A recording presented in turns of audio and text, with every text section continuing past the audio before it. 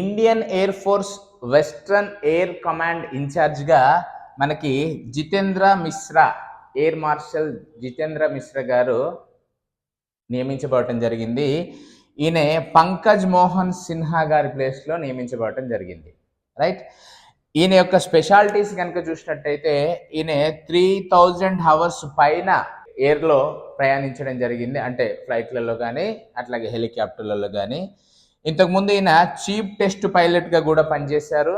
అలాగే deputy chief integrated of defence లో కూడా పనిచేయడం జరిగింది. రైట్. ఇండియన్ ఎయిర్ ఫోర్స్ మనకి డిఫెన్స్ అనేది 3 భాగాలుగా విభజించడం జరుగుతుంది.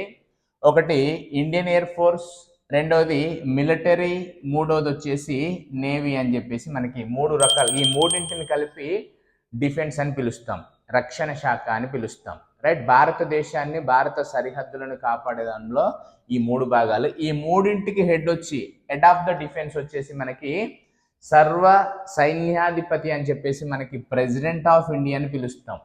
ప్రెసిడెంట్ ఆఫ్ ఇండియా, భారత రాష్ట్రపతి ఈ మూడింటికి హెడ్గా ఉంటాడు. అలాగే మినిస్టర్ కూడా ఉంటాడు రక్షణ శాఖకు సంబంధించి. సో మనకి వేరే దేశంతో యుద్ధాలు కానీ లేదా ఇంకా ఇట్లాంటి ఏమన్నా ఆక్యుపైయింగ్ కానీ ఇలాంటి వాటన్నిటికీ మనకి ఈ డిఫెన్సే మేజర్గా చూస్తూ ఉంటుంది.